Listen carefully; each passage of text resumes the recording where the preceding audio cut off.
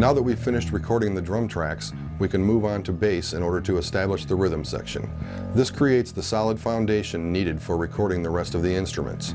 When recording your bass track, again, you want to start with the best source possible using the equipment that you have.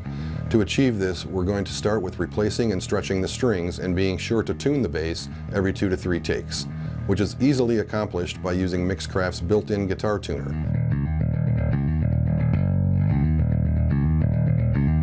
Here I am using a bass pedal with built-in compression, which produces very smooth and nice sounding tones. I'm also using this 200-watt hardkey amp running through 410 and 215 cabinets.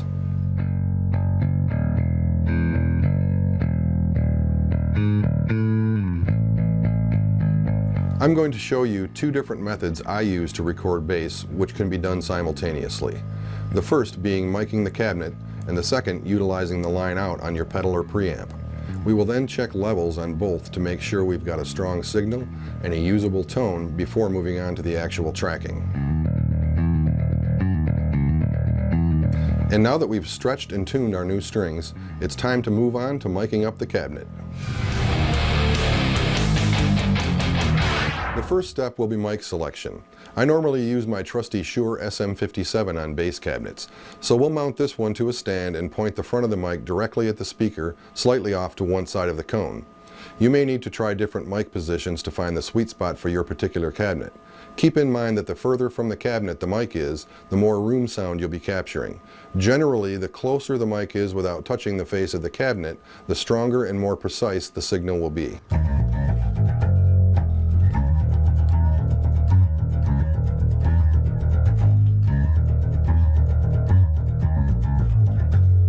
During the recording process, you'll want to make sure that the sound coming into your headphones is not going to leak into the cabinet microphone.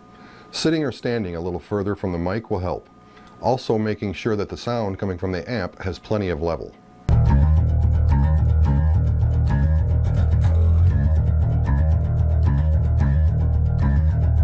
Adjust the tone of the bass at the preamp first, then tweak it further at the amp.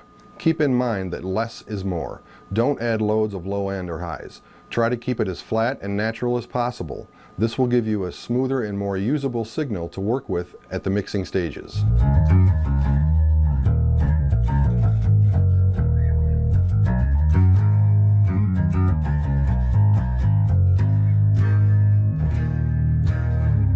Compression on bass is key.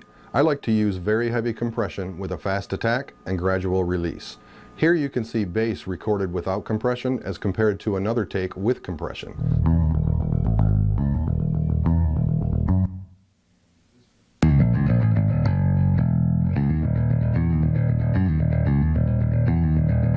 The smoother waveform is obvious simply by visually comparing the two.